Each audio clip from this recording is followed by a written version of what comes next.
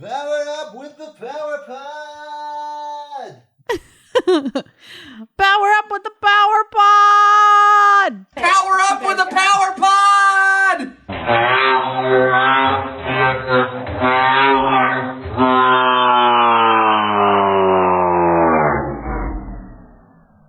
Keep giving all the love you can. You couldn't even hear me pee, could you? No. Because I sat down. It's the polite way to pee. It doesn't make any noise, so people around don't have to hear it. It's the pee-pee way to pee? Yes, exactly. Your polite pee? The pee way to pee-pee. Pee way to pee-pee? Do you sit down? It's the pee way to pee-pee. Time to have a nice, relaxing pee-pee. Let me take a sip of my not sponsored Red Bull. It's the blue Red Bull. It's not the yellow, my fave. It's a shame. What's the difference in the taste? What's the yellow Red Bull? I think yellow is like tropical. What does that even mean? I don't know. Suntan lotion. No, that's coconut. That's what it means. Tropical No, means tropical can mean pineapple. It's why they just call it pineapple. Because it has other stuff. Like rainbow fruit.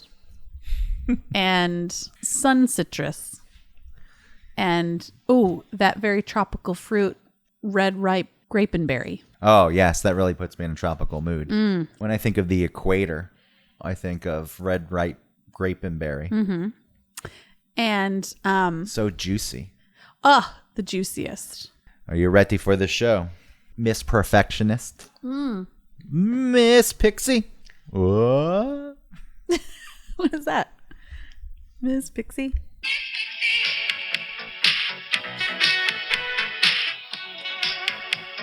Oh, yeah.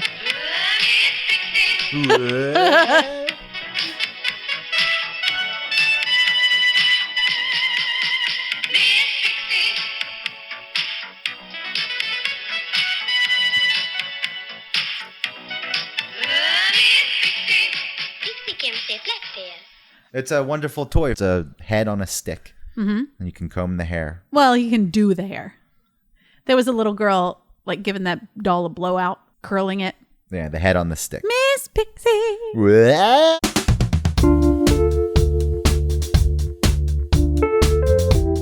Welcome to One Topic, where we stick to one topic. My name is Autumn Fisher. Nice to meet you, Autumn Fisher. Hi, what's your name? My name is Jake. Hi, Jake. Nice to meet you. You know why my name is Jake? Because it rhymes with fake. So is that not your name? That's your fake name? Yeah, that was the brilliant reasoning. When I would go to parties and introduce myself to people I didn't really want to talk to, I'd tell them my name was Jake because it rhymed with fake. Did anyone come back to you and say, oh, does that mean that it's fake? Are you telling me a fake name? No, people never said that, but I would have to answer to Jake throughout the night. Yeah. My name is Greg Russ. Everyone says my last name, even if I don't want them to, because it's one syllable. I think people with one syllable last names always have their last name said. Like Tom? Yeah, even if it was a long name. Tom Jones? Tomblebee Bumblebutt Jones. You would always throw them the last name. Yeah. Have you ever thought about going by Gregory? No. I don't know why. I think it reminds me of a black man who goes to Morehouse College. Gregory? Yes. Interesting. Why? That's not that that's a bad thing. No, it just is what it I just don't think that I should be pretending to be such a person, because that's offensive, because I'm not a black man who goes to Morehouse. Wait. So in your mind, it brings up this image, and to not offend only you, you've decided to not go by Gregory. That's yes. Okay, because nobody else hears Gregory, and they think black man from Morehouse College. So what do you think of when you hear Gregory? I think of like a businessman who's always gone by Greg, but is trying to feel like an adult in an adult world. And so he's going by Gregory. Like people who have been named Katie their whole lives and all of a sudden want to be called Catherine. It's that kind of thing. So you're saying that's a little more dignified and that Greg is a child's name. Not that it's a child's name. It is any shortening of a name seems less formal. And so you're trying to maybe cheat some formality into your personality. And so you're going to go by Gregory now. Yeah, see, I have always viewed it differently in the sense that Gregory was what I was called when I was a kid. Oh, is that right? And then I eventually broke out of that. And then I got to become Greg, so that was an adult. Oh, okay. No, I think Greg is a good adult name. What I don't understand are the names that people are getting now, like Caden, you know? And no offense to anyone who's named their kid Caden, but can you imagine your little kid, Caden, as an adult, like Grandpa? You know what I mean? Like Grandpa Caden? None of these names have like staying power into all the different ages. People are just naming their kids kid names instead of adult names. It seems weird to you, but if you were a kid and your grandpa's name was Caden, and that's what you grew up with, I don't think it would be that strange. For example, if you named someone Power Switch, and that was just their name. Yeah. No, but you would grow up and realize that there are other names that have staying power, like William. And even shortening that to Bill, when they're little kids, you can call them Billy. But then when they're grandpas, they're like William, maybe. Grandpa Billy. Yeah. Well, when you add the Y or an IE, that makes it sound childish to me. Right. Greggy. Audie. Audie. My mom calls me Audie. Aunt Audie. That works. That's nice. Aunt Audie? Audie's actually not a bad name. It sounds like Audi. Audie. Like AUDI. Is this our topic for this week? Names? This is your point. You have to bring it up. You say. Because it's your... It's your week. It's my week. Hey, Autumn, you know what? This is your week for a topic. So what you got? What you thinking? I think we should start this podcast over. Is that okay that it's turned off? No, that's fine. What are you worrying me?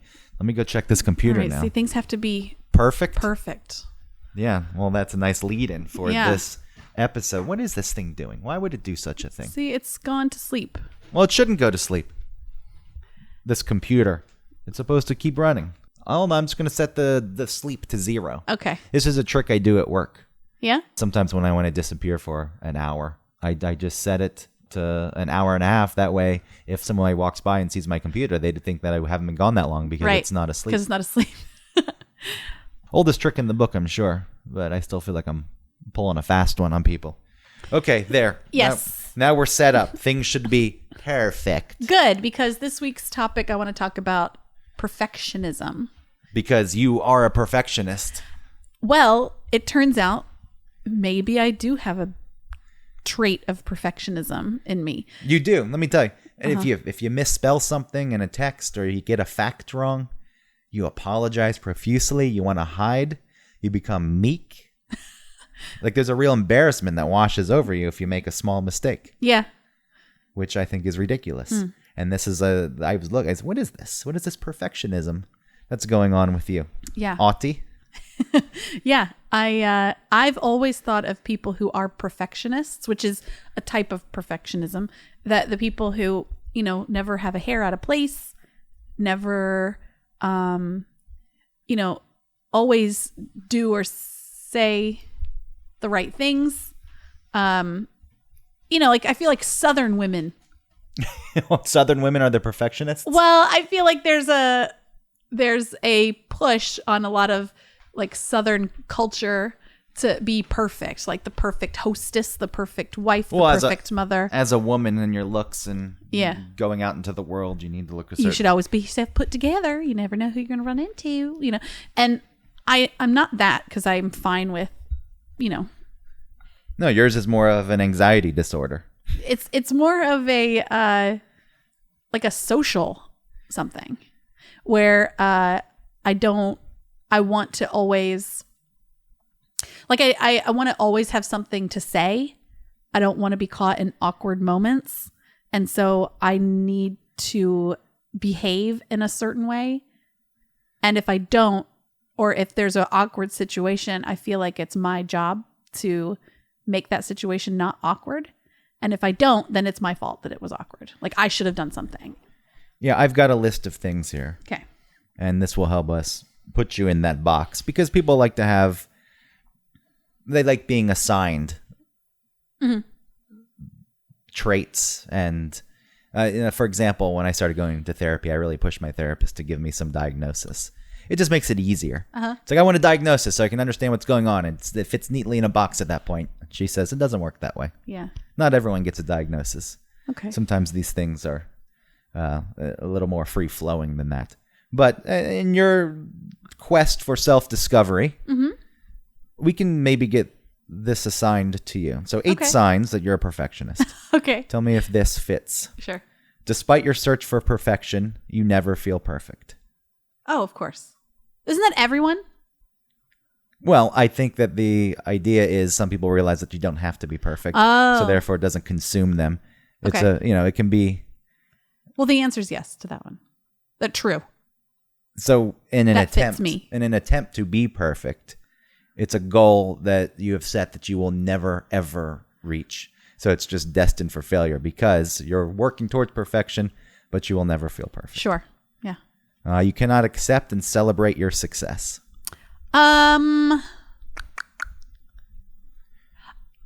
I can accept it, but if someone is like really complimenting me, I think like, oh no, what I do is nothing. I'm not doing anything. You're dismissive of yourself. Yeah, I'm dismissive. Yeah. I'm fine if I'm fine with like taking spoils of a success or something, but I think that the people praising me or telling me that I do a good job, it's like, thank you. But also it's not that big a deal. You're stupid.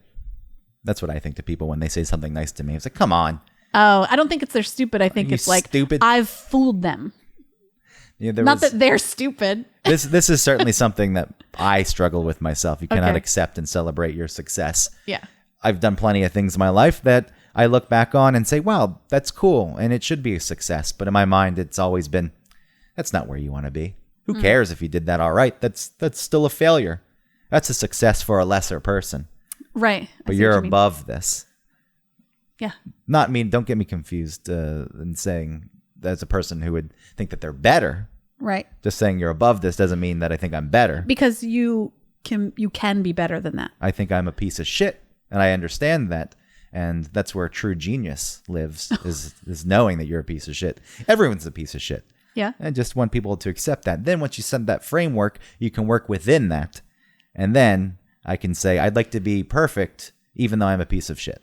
Well, doesn't that just mean like lowering your standard? No, it's And say like, I'm a piece of shit, so not lowering standards. It's just realizing that there's nothing special about any of us. We're just a coincidence in the But universe. that's not true. Yeah, this is There are special things about each other. This is just something that happened. The universe, the conditions became right for this So, life. And I get what you're saying, because part of me not accepting some of my success and feeling like I've fooled people is like, I could be anybody. Like, I'm thinking about the radio show and people complimenting me on like voices or being funny or something. And I think, you're talking about the radio show that you're on every weekday yes, from 9 a.m. to noon with a supplementary half-hour podcast at noon to 12:30 on WSB yeah, 95.5 FM in Atlanta. The show is called The Von Hessler Doctrine. yeah, that show. Well, you got to look. Some people may listen to us and not. No, you just did a really good job explaining the whole thing slowly and concisely. I just want to make sure people know where they can find. I just screwed up. You see the way I just want to make. God, I want to the quit. time. I want to quit this whole podcast now. Yeah, this is it. Just scrap it. That is, I'm presenting it as a joke, but there are times when I stumble over words and I really, really want to just hide Okay. and blow stuff up. So is that your perfectionism? Yeah. I mean, I think spelling mistakes, misspeaking, factual errors, these are things that I try to avoid quite often myself. Wait, we need to finish the thought a second ago about No, we'll get back to that. WSB and the show. Okay, yeah, so you on the show. Someone saying that, okay, you were saying that we're just a coincidence in this universe. And I kind of feel like it's just a coincidence that I'm here, And I think it has to do too with my not striving to be on the air, and now I'm here and I've made it. It was more like I stayed in touch with everyone. I do have some skill that not everybody has. Like, there are friends of Eric's who he's not asking to be on the show. I have a skill that he sees and he feels is valuable. And so I'm on the show.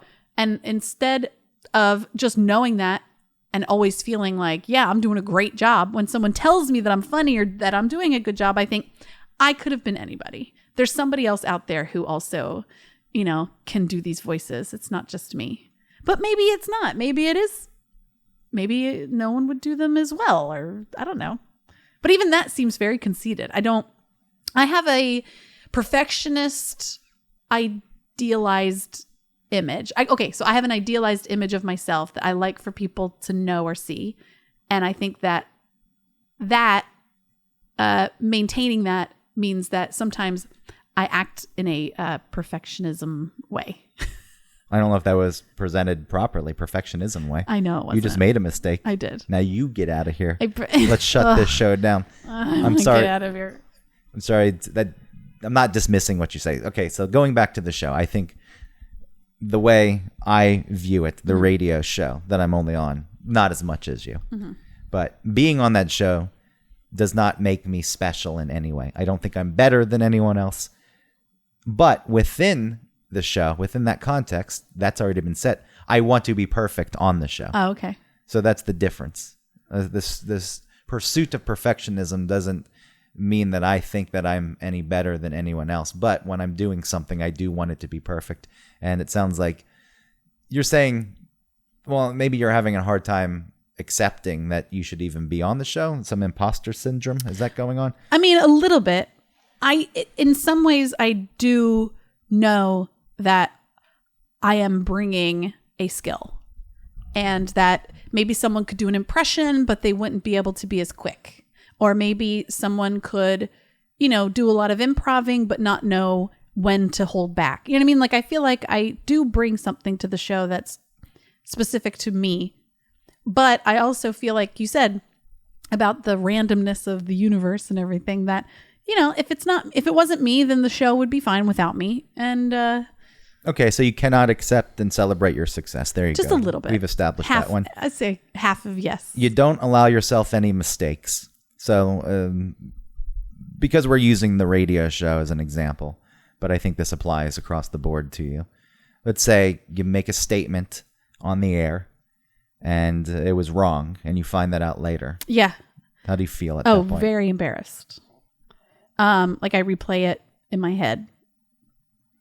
And one part of my brain is like, whatever, get over it. And that was my improv sort of training, was learning how to fail and realizing that like time moves forward. It's over now. On to the next thing. That really helped. But yeah, I'll think about the mistake I made, and I would be so embarrassed. And there was a time I was on the air at 99X, and see, this is why this one really stood out. Just making the mistake in the first place was embarrassing enough. But I was also going after a listener. There was a listener who called up, and I forget exactly what they were saying, but they didn't believe in evolution is what it led to. And so then I was mocking them and, really going after them. And instead of saying Darwin, I said Freud, as for, discussing evolution. Yeah. It wasn't Freud. Freud was the psychologist, and Darwin was the theory of evolution. And then so you make such a mistake, and that one still to this day eats me. We're talking about 14 years ago I made that mistake, and sometimes it still hits me. I'm like, I can't believe. So just making that mistake on its own would be bad enough, because it's like, you're an idiot. You don't even know what the hell you're talking about. But if I'm giving another person shit, and then you make a mistake for being dumb, and then you make such a dumb mistake. Yeah. And it just gives the person ammo, and anyone else listening ammo to fire back at you. And I think that's one of the big things for me in this pursuit for perfection, which I've learned. It's like an armor. It makes you impenetrable if you're perfect. Yes, but it's impossible to be perfect. Yeah. And I think it hits harder when you make a mistake, because then it just leaves you vulnerable, and some asshole could come along and point at you and laugh like, probably because that's what I would do. If I caught someone who was thinking that they were so great and then they screwed up, I would make sure of course that they knew. Yeah. But I mean, there's times I just because you're really putting yourself out there by making fun of someone else, because then it puts you up for ridicule or criticism. But there's times just in talking to you that I'll mispronounce a word, and I know that you never just let it go. You always, always will repeat it the way that I said it. And it happens on this show sometimes. Yeah, I do it on The Doctrine too. It's like, I'm not getting by. And I trust you, and I know that you're not out to hurt me. Yeah. But still, even then, I tense up. I'm like, Oh, all right, here sorry. it comes. Get ready to take this punch. Uh-huh. You don't have to apologize. Maybe I shouldn't do that. No, it's a thing. Make fun of people. It's never is- to make fun of. Then what is it? What's the point of pointing It's that I need you to know that I know the real way to say it. Well, sometimes it's not even a mispronunciation and not knowing. It's just through speaking. Sometimes you Yeah. mispronounce things and you actually know the way. Or you say something incorrectly. It makes me feel better that I know. What a shitty thing. Yeah, it's like taking your finger and putting it in the bullet wound. Just shoving it in there. It's like, you have a bullet wound. How does that feel? You have a bullet wound. And I put my finger in it.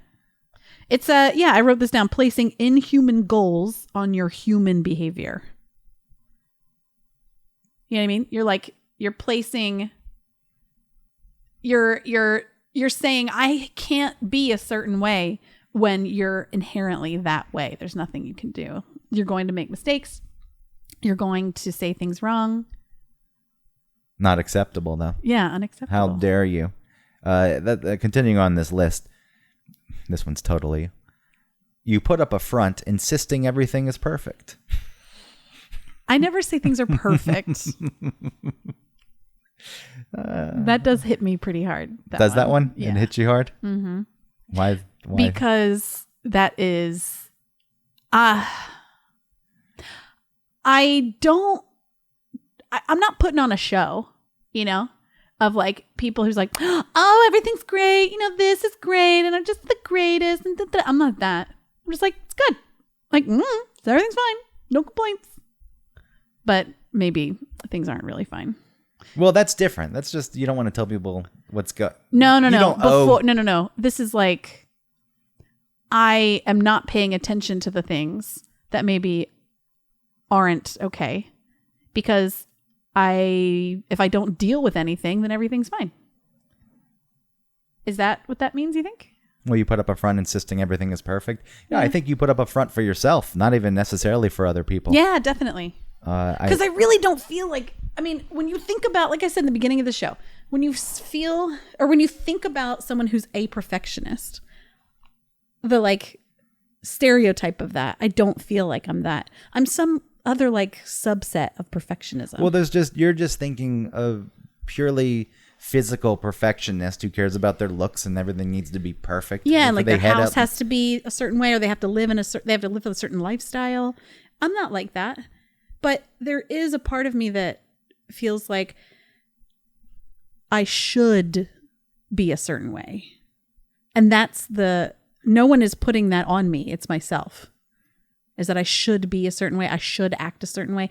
I shouldn't act a certain way. That kind of thing.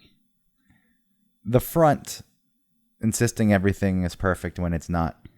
I think the reason people do that, and it's not a show for other people, I don't think, but it's for yourself, because it is hard for you to accept when things aren't perfect.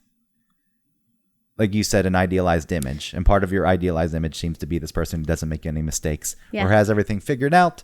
And is going to just seamlessly and easily get through life. Yes. And everything is going to be wonderful. Yeah. And when it doesn't work out that way, because it's all my fault. Because that's the way things do work. They don't work out It's perfectly. something that I did wrong. And maybe it is something you did wrong. We all screw up. We're all flawed beings. It's not and look, and I say this, I'm talking about you quite a bit, but this is certainly something that I've struggled with, and we don't, moving on this list, you avoid taking on challenges that may cause you to fail. Yeah, there's certainly things that I have avoided in my life because failing at writing, for example, is something that I feel like I've always been good at my whole life. And what if I failed at it? What if I tried to do it and I failed? And this one thing that I thought that I was good at then suddenly is proven to be something that I'm not good at.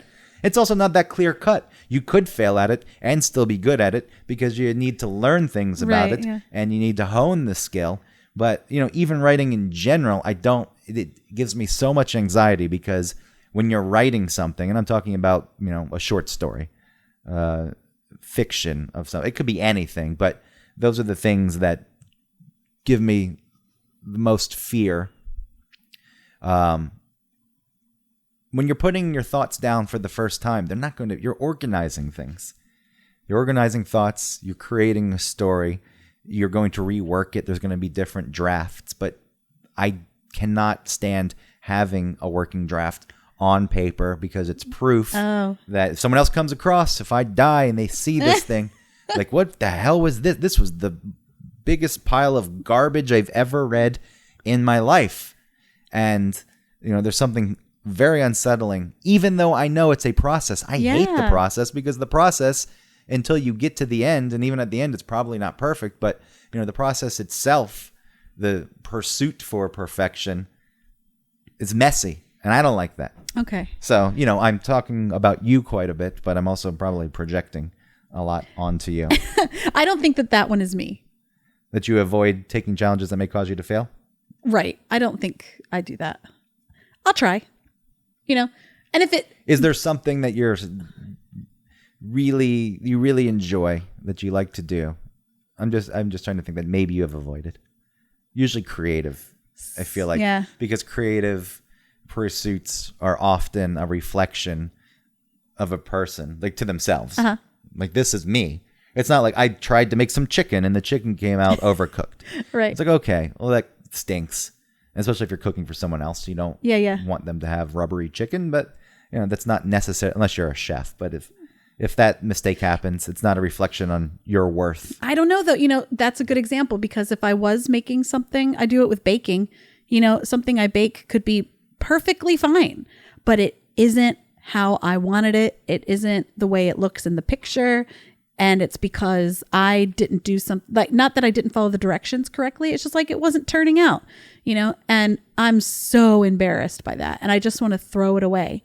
Like when I was really sort of learning how to bake bread, I would bake these breads and they were not just edible, but they were fine, but for me, I felt like they didn't spring enough in the oven, which means like they didn't get tall enough. They were still too flat, or they were like when you cut it open, the density at the bottom was too dense because I let it, whatever. You know what I mean? Like I was looking at all these things and felt like they were not perfect, and I felt like I needed them to be perfect. And I was making bread over, and I would make like 2 loaves in a day if I messed up the first one. What would you do with the messed up loaf? Throw it away. Or I'd put it outside for the birds, and then if the birds got something. Travis would get mad at me because he felt like I was just putting garbage outside. Well, I mean, other animals are going to eat the bread, so I don't know if that's such an awful thing. Though to throw it away, ultimately you realize if it tastes okay, it's chewed up, and right. But it's the same thing with your draft. It's like this thing is just going to mock me. This stupid bread that's not perfect. That was my like rough draft. Just sitting there mocking me, knowing that I didn't do something right, and that I'm not good at this. It'd be like that. So have you given up on any of this baking? Is there any specific item that you were trying to bake that you couldn't get right and you just stopped trying?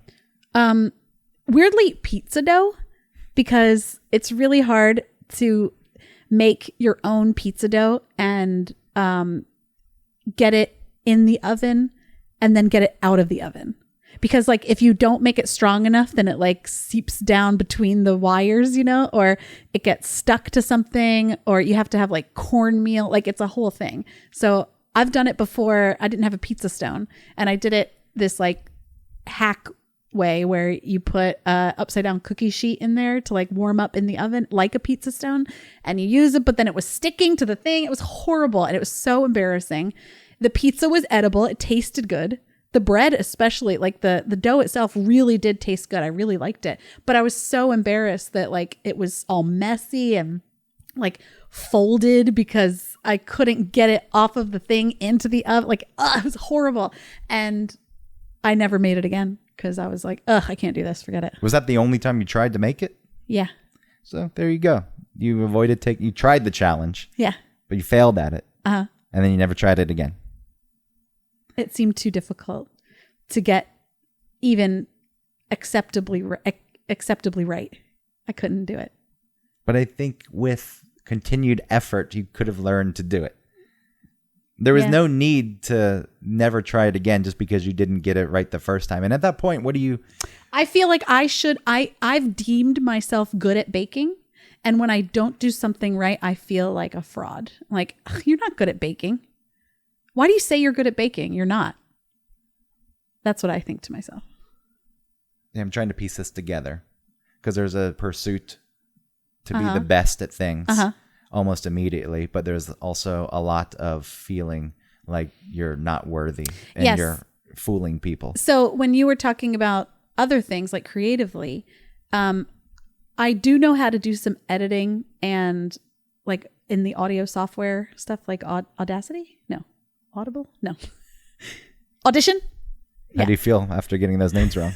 Fine. Yeah. Because I thought it was funny the way I was finding it in my brain, like an alphabetical order card catalog. Like, okay, this one, no, You're that working. one, Yeah, you figured it out. yeah, Audition.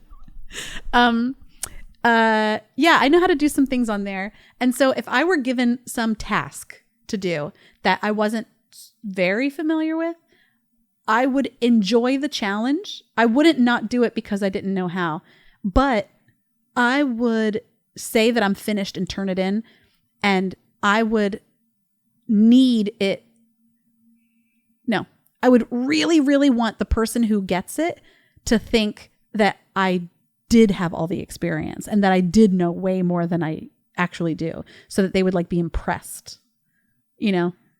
And that's part of maybe my idealized thing.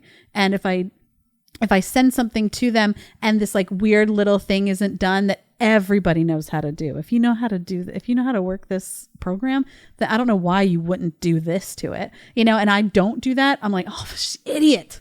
Oh my God, it's embarrassing, you know? So this leads to this next point on this list. Okay. You believe that your likability is linked to being perfect. Oh, Personality and positive qualities like honesty, compassion, and humor aren't what perfectionists believe people will like about them. It's not enough to be a wonderful person. You must be a perfectly wonderful person. oh, You don't allow others to see your flaws. And, you know, this is talking about personality traits, but you were talking about editing. Mm-hmm. But you want the person to think, wow, that was the best editor I've ever come across. yeah. She got it to me quick.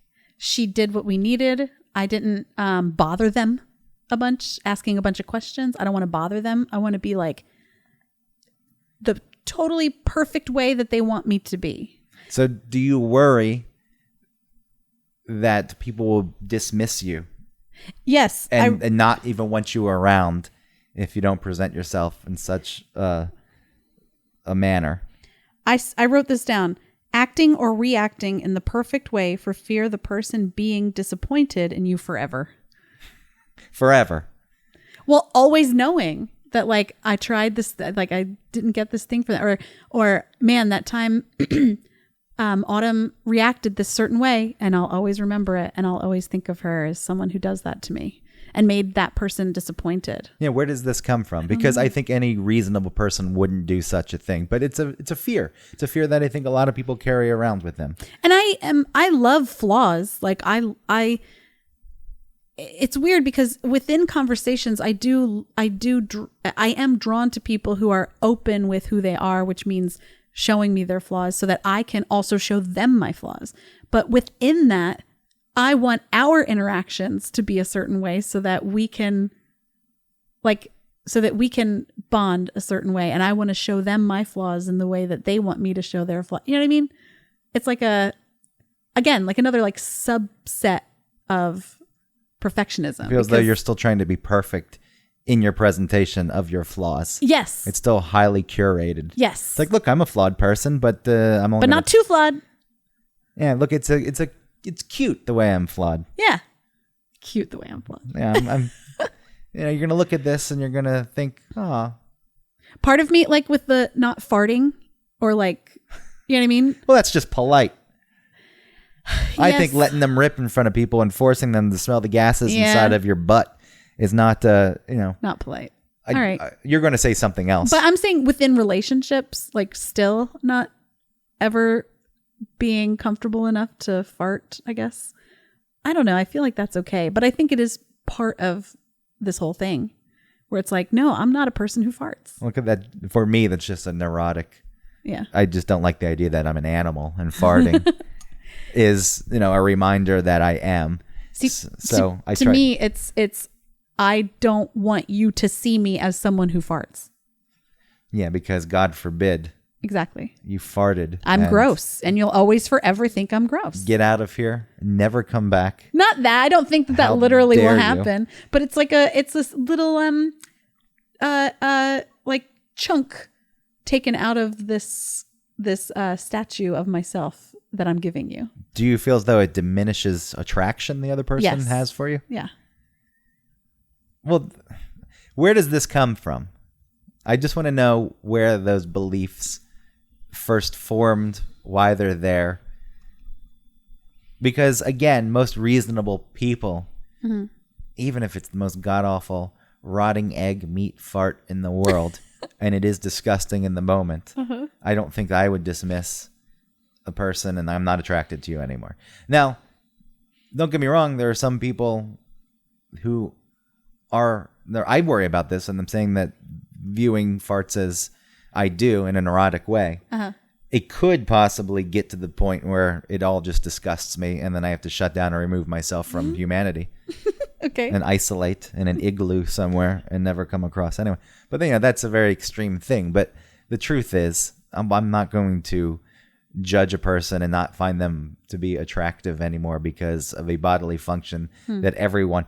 It would be an awful thing if only some people farted and other people didn't. And then you're with someone and you find out that they're one of those people who does fart. Oh, no. And look, I'm not a person who wants to be with a farter. So I'm sorry, we have to end this now because there are non-farters out there. But this is everyone. So it's across the board, and anyone who passed any judgment of any sort for it is a hypocrite.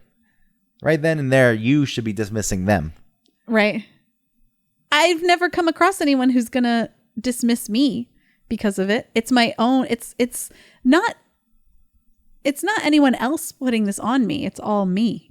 I know it's self-imposed. But these things come from somewhere. Right. I know it's self-imposed because all the fucked up things in my life, it didn't really come from... I had ideas that I created in my mind, and I think a lot of them were just projections. And yeah, I think farting is gross. So therefore, if I fart in front of people, they're going to have to think less of me because I think it's disgusting. Yeah. Is that where this is coming from? So let's just turn this around. If someone that you found attractive farted in front of you, how would you feel about them? If it was an accident, then it's okay. But if it was on purpose. But if they were just lifting up their leg, like on the couch with you, you're like, ugh, no, gross. So this is born out of your own feelings. Yeah. Towards farting. Yeah. Maybe farting's a bad example. No, I think it's a good example, and that maybe we went too far with it, but I think... Too far with it? I think it's a good example of you not feeling as though being a normal human being is okay. Acceptable. Yeah. I have to be a little bit better than a normal human being because I feel like I'm better than a normal human being. But if you really like flaws, though, in people, then none of this would matter. It's only certain flaws. I think the idea of flaws in people, there's a vulnerability that comes with it. So if they're admitting their flaws to you, because there are plenty of people who do pretend that there's, they're always putting on a show. And I can't do that. I cannot be friends with someone who's like that. Who's inauthentic. Yes. It's also not realistic. It's like, I know you're lying. Yeah. No one's life is this great. And I also like people who, ask embarrassing questions, and it makes them vulnerable because it makes me feel good that they can ask something that makes them feel vulnerable, and I'm going to treat them gently with their vulnerability. I'm not going to throw it back at them and make fun of them, and so that makes me feel special and perfect. You protect them. Yeah. It's like, thank you for trusting me with this, and I'm not going to let you down. I'm going to show you that was a right choice, that you can be comfortable with that choice. Yeah. So that kind of conversation is important to me to have with new friends or with just people. And when you can't do that, which is totally fine, you're protecting yourself. If you have boundaries, that's totally fine. But it's kind of boring for me if you have boundaries. And I have to respect your boundaries. But you've already got boundaries set because these flaws that you will admit, there's rules to them seemingly. Yeah. They're not going to. There's some things that are off limits still. It's like I'm going to admit these things to you and show you that I am a person who. I'm changing though. I am learning that I can really sort of truly express certain aspects of who I am. When you Dutch oven a lover, that's when you know you've made it. That's just cruel. You've That's some weird, like, You've we transcended. prank each other couple. He's napping on the couch and I throw a bucket of paint on him. Got you. Yeah, just in general, those kind of pranking relationships. Yeah. I don't always want to be looking over my shoulder. No. Someone's gonna come. I set your pant leg on fire. Got you good, fucker. and put a pot of. See, I screwed up. Oh God. Let's start over. A pot of boiling. Welcome to One Topic. Where we where we stick to one topic. My name is Autumn Fisher. wait. You're Greg. And my name is Uh oh. Oh. Finished. No, I was gonna say they took a pot of boiling water and put it on the door, and the door opened and it scalded you. Hilarious. April What an Fools. idiot. Real morons. He opened his own door and got water scalded him. Your life doesn't satisfy you. I don't think that this one necessarily falls to. I think there are levels Sometimes. of dissatisfaction that we all Yeah. experience, probably through the pursuit of wanting things to be perfect. Because it is hard to actually enjoy things in your life if you're constantly worried about how you're fucking things up in your life. Yeah. And you're not doing them properly. And I don't feel like I'm constantly thinking like that. That's why I said I think that there are times. Yeah. It certainly, I think, with some people can overwhelm and dominate their whole existence. You know, a lot of this ties into other mental disorders. Yeah. Anxiety. Anxiety, OCD, depression. A lot of times people who have substance abuse issues are trying to escape this desire for perfection. Well, and a lot of times people who come from overbearing parental relationships can sort of the overbearing parent expected perfectionism from the kid. And so they grew up constantly trying to achieve something that was inachievable. Unachievable. Oh. Start over. Start over. How many times have we started delete over? this whole show. Is this the fourth time? No, what you're saying with parents, though, that's I didn't think it came from your parents. This unrealistic view on how you should be. But that's what I was when I was asking you. I was like, where does this come from? I think it does come from like a mirroring of what my parents are. You know, just in the past couple months, I've sort of learned some things about my parents and their relationship and how they function as a relationship. And based on those things, it kind of makes sense that I would think this way a little bit because both my parents in their own relationship are a little avoidant. And I think that means that, you know, nothing is really dug into. And so you don't really get to feel anything except whatever happy thing is happening. You know what I mean? Like there's no bickering, there's no fighting, which is cool, but also sort of sets you up to feel like If anything like that ever happens, that it's wrong. and it's scary and like a fear of making someone else feel a certain way that isn't good for you to feel that they're feeling is easily avoided by just doing things right, you know, and not disappointing them or not making them feel a certain way by expressing your true needs or your true personality. Not personality, because I feel like I give people my true personality. I'm not fake. No. But If I you just were fake, I wouldn't want anything to do with it. I'm just sometimes I just tweak some things about me. That's not even true. I mean, there are some situations where I do that, and that's just a way to get along, you know, in a conversation, you know. But other times it's more of me expecting too much from myself. And those things that I expect are things that I shouldn't have to expect from myself, and other people don't expect from me. Yeah, and there's a discomfort and so you're saying, with your parents, I'm just thinking about this one part, like, there really wasn't much disagreement or fighting, and those are normal things to have happen. You disagree with people. Right. And those moments can be uncomfortable, even if you know that they're acceptable. But to never see them, they probably, and to have this idea that that's not a normal thing, Right. then that's very unsettling. And I think... When in reality, it does start to happen. Yeah, and this, Not just in like romantic relationships, but just like between friendships and stuff. Yeah, and if you're striving to be the best version of yourself, which isn't going to be perfect. Yeah. But if you're striving for that, it's still a process, and it can still be messy, and you need to learn to become okay with those parts and sitting with those feelings. That's the thing with going back to me writing. Knowing that the process is the process.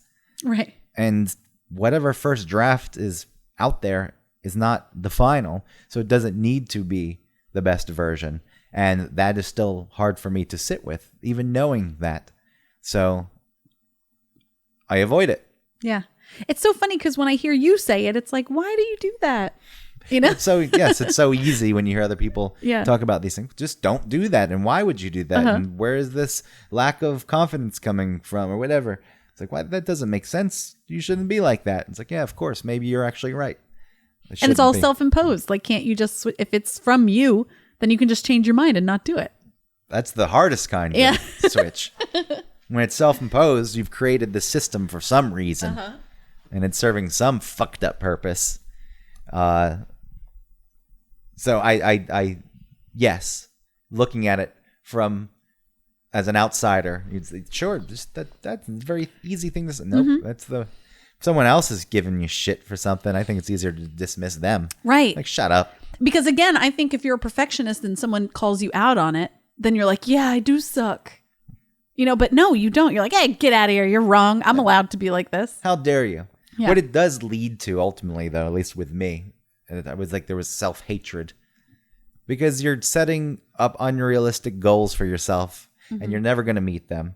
And therefore, you're constantly failing, even if you're not really failing at anything. Yeah, it's your own weird measure of failure. Yeah, and then you start to dislike yourself. Yeah. Like, you loser, you can't get anything done properly. Yeah. And it'll eat away at you. And Well, that's why I had to get better at baking breads, because I couldn't handle me not being able to make this bread. And I needed to be able to like consistently make good bread. Well, I want you to try this pizza dough again. Yeah, I guess I should. Get back. So it tasted fine. It tasted great. Okay, it tasted great. It's like, I love this dough. I got to do this again, Did but it I just can't. not look good? It didn't look good. It's covered in sauce and cheese. It didn't look right. And fine. That's part of it. And it was hard. It was like annoying. I was messing it up. Like, things were flipping over and getting mushed and falling onto the bottom of the oven, and the temperature was really hot in there. Was it because it was presented to other people? Like, if you were just making No, my family, they didn't care. Yeah. It was but there to are other me. people. So what I was going to ask is, if you're alone making this and it still turned out that way, would you still have not wanted to try it again? Yes. It was too much. It's all about me. It's all about how I feel about it. It's the same thing with your writing. There's no one else putting any pressure on you. No one's coming in here and reading your Now, there's first always drafts. the one person that will come in. Who? You suck. I don't know. Nobody. Me. You. Exactly. Of a different me would go in. Later you. see the pizza dough, like, this sucks. You suck. That's not even like a version of me that exists anymore. That's like a child version of me that was. Oh, it was real at some point. I think. You take any opportunity, but look, you point out people when they point out mistakes that people make, and you take joy in it still to this day. I guess so. You're like, you screwed that up. I want to say it's because I'm asking, wait, isn't this how you say it? But I really think I'm saying, you said that wrong. This is the right way. I'm right. You're wrong. I feel like you put yourself in that situation, and if you're like, well, if I were the person who had said that wrong, I would feel bad about it. Yeah. I would want to know the right way. It's like when I would be embarrassed and ashamed. And the worst thing that could happen is someone pointing it out, making fun of me. Uh-oh. It's like, well, but I'm just going to do that to this other person to offset that anxiety. No one's making fun of. I'm not doing that and making fun of them. Like, hey, you idiot! It's pronounced, whatever. I was embarrassed when I hadn't ever heard Hermione's name out loud, and when I was reading the Harry Potter books, I was reading it as Hermione. I wouldn't have known that. Yeah, and then when I heard, I was like, "Oh, it's Hermione." Oh Look, my I get those Harry Potter fans. Actually, oh my god, they'd probably really come after you for getting that wrong. But do you really it was care? right in the beginning. You know what I mean? It was like after the third book. Did your dad correct you on that since he loves? No, I think it was the movie. Harry I think Potter when we saw the movie, or maybe when the movie was coming out, I was reading. I'd only read the first 3 books. Yes, I did read the books, and there's a whole joke where I don't know how to read. I'm embarrassed because you're looking at me like you're not with me on this. I'm with you on that. The Okay. joke that you don't know how to read. Yeah. I think you know how to read. I think it's just you not wanting to read. And Let's start over. what, the whole show? I've shut down now. Why'd you shut down? Because it was embarrassing that I made a reference to something and you didn't respond. I responded. You were like this. How would you want me to respond to that? Oh yeah, you don't know how to read. Oh yeah, you don't know how to read. I know, right? Anyway. Okay, do you feel better? Yeah. All right, we can move on. You don't know how to read, and then you were reading Harry Potter. Though. Anyway, I read the first 3 and I was pronouncing it in my head Hermione, and maybe I said it out loud as Hermione, and then I think someone corrected me, or maybe I saw the previews or something and maybe they said Hermione. I don't know. And I was like, oh. And I was embarrassed. And I kept thinking about like, oh, so stupid. Why was I saying it? Ugh, of course it's Hermione. No, there are certainly things that when I'm on the radio show, the Doctrine, Von Hessler Doctrine, I'm presenting news stories. If there's a word that I don't know how to pronounce in the news story, I'm not sure. I will just avoid it. Oh, really? Oh, I look it up and figure out how to pronounce it. Sometimes I look it up. Sometimes I use the YouTube videos that tell you how to pronounce Those something. are bullshit. And then I don't fully trust them, No. which is why. And I'll write it in the search bar phonetically if I am going to attempt to say it. But even then, it's still there's an anxiety that introduces itself. It's like, okay, who cares if you mispronounce something?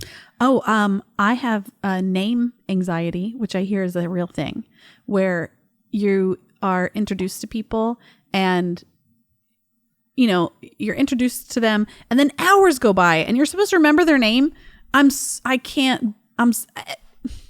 get very anxious when I have to say someone's name or call them by their name, because even if I feel like I know their name, I feel like I'm going to mess it up and that I'm going to say the wrong name. And there have been like people I've been introduced to that I, months later still don't know their name because now it's been too long and you can't ask, but I don't know. Just ask. You should just ask. Yeah. I think the longer it goes on and the more you interact with the person. Yeah. And then if you ask them later, what was your name? Sorry, I forgot. Then it's weird. Yeah. It's like, what? You've been doing this the whole time? Yeah. You still don't know my name. You've been avoiding saying my name. But even then, if someone approached me. But even people that like I said, I do know their names. Not like friends, of course, but like people sometimes that I just don't see very often or something. Or maybe it's like colleagues, like at work or something. Maybe I'll know their name, but I'm afraid that I'm going to say the wrong name, so I don't say their name at all. And again, if you don't remember someone's name, I think it is okay. Yeah. But you should approach it earlier. Yeah. And like, hey, I'm sorry. There was just a neighbor once that I was introduced to and then never was introduced again. And months and months and months, years, we lived across the hall and I didn't know his name. I'm like, hey neighbor, how you doing? There was a time that I was meeting, one of my friends, 2 of her friends, and I forget their names, Lisa and something else. And I've never met these people, and she just only talked about them. And then I finally met the people, and I called the one Lisa, like, huh? That was her reaction. Who's? It's like, oh. And then I felt like a moron, like a fool for the rest of the day. But really, it's like I never even met either of you, and no one introduced themselves, and I made an assumption. And that's where the problem was. I made an assumption and it was wrong. I was wrong? Mm-hmm.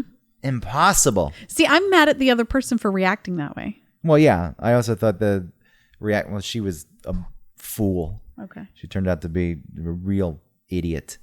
And so Lisa. I Fake Lisa. I ultimately her reaction should have had no impact on me. Right. Because her lack of awareness in this world and the way she exists doesn't matter. I don't need to get into that. See, that's the thing. Some of this I feel like does help you get along. Right? I mean, is maybe some people could look at these things that we've said and just call them etiquette. Like don't fart. Well, yeah, that's different. That is etiquette. Yes, that's etiquette. But the way we were talking about it, there's two different sides. Do your best. You're editing that thing. Try and do your best. Well, of course. And especially as you get into careers and work, yeah, you demand a certain level of perfection from people, especially a surgeon. You don't want a surgeon to be anything less than perfect. Yeah. But as the surgeon, like, how do you offset that? People do make mistakes. Mm-hmm. And I think that if you aren't so hard on yourself to begin with, it's easier to actually do a better job because the pressure has been removed. But look, that's something I would never. It's also a completely different type of person. I couldn't go into a surgery and not be scared out of my mind if I'm operating on this person. And well, that's the thing. Surgeons do so many surgeries before they're actually doing like real surgeries that it feels very familiar, and they know where everything is. They know everything that's going to happen. So much of it's not even that precise if you ever watch. Like, there's certain parts that need to be very precise, but slicing someone open, it's like, yeah, it doesn't matter. It's like, yeah. So yeah, we're cutting them open anyway. Mm-hmm. Like, you would think you would want a perfect straight line with the scalpel, and then it's just. Wait, where have you seen someone just willy-nilly cutting someone open? You ever watch the way they like saw into people, and the people are passed out and they're just treating them like a slab of meat because you have to get certain things done? Oh, like, have you ever seen like breast augmentations, like where they're like shoving things into their chest? And I guess that's the only way to do it. You have to be somewhat forceful with it. Yeah. The nipples on the table. Oh, yeah. They have to take off their whole nipple. And they have to reconnect everything, the ducts and the nerves and the crazy capillaries.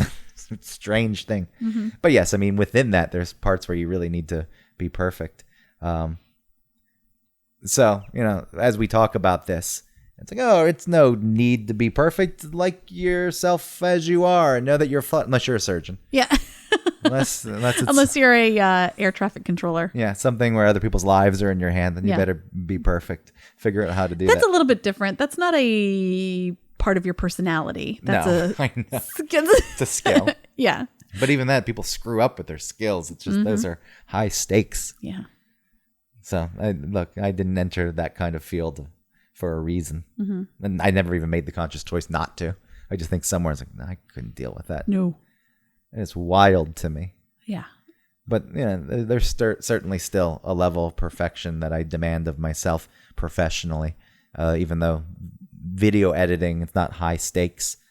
I just want to do things the right way. Like, there are right ways to do things, and within that, if you screw up a bit, okay.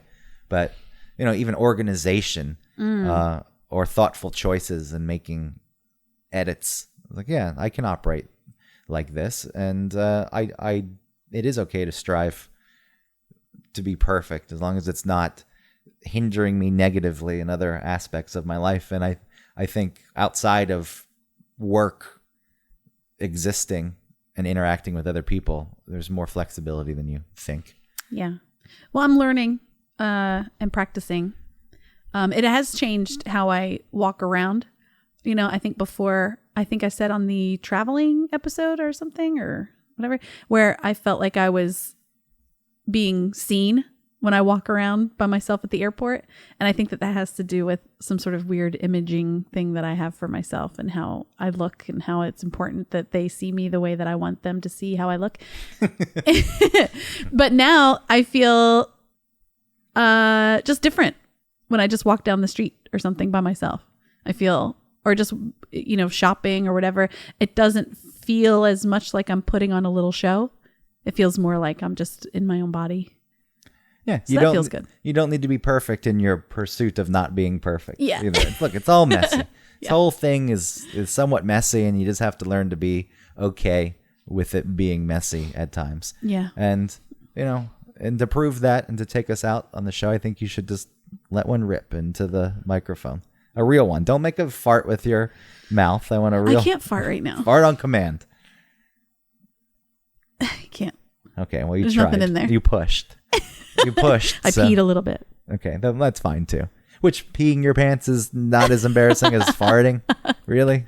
Well, I feel like with you would be less embarrassed if you peed your pants. Well, if I for real peed down the legs, let go, pee, then I'd be embarrassed. Okay. But if I just peed a little bit because I was laughing or I sneezed, I'd be like, "Do I peed?" Or if you farted while you laughed. Oh, that's embarrassing. See, okay.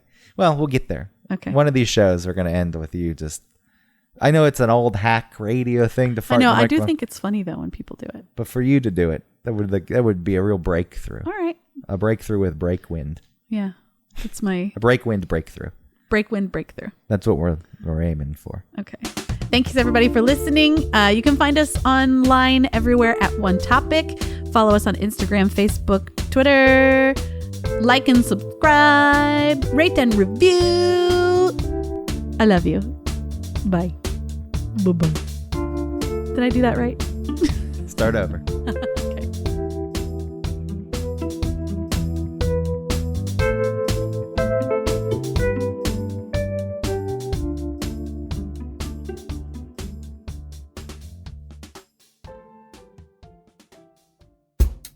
Hey, Greg. Hey, Autumn. Do you like hot sauce? I do like hot sauce, but I'm getting pretty bored of my regular Texas Pete or Tabasco. I'm looking for a local sauce without any additives or extracts. A company that uses local peppers so it's as fresh as possible, and a company that really cares about the integrity of the sauce and where their ingredients come from. Definitely.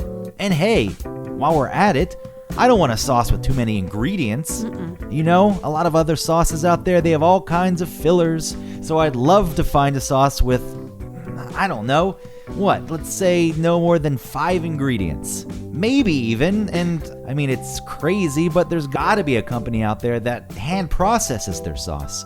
Bottling and labeling every bottle themselves. I'm probably asking a lot. Well, you really are, but there is a hot sauce out there who only uses 5 ingredients, What? 0 fillers, additives, or extracts, and who bottles, labels, and packages everything themselves. It's called Hop Sauce. What?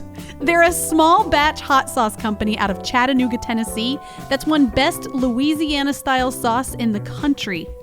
How many times? Not once, not twice, 3 times. 3 times! How does that sound, Greg? I think that sounds amazing.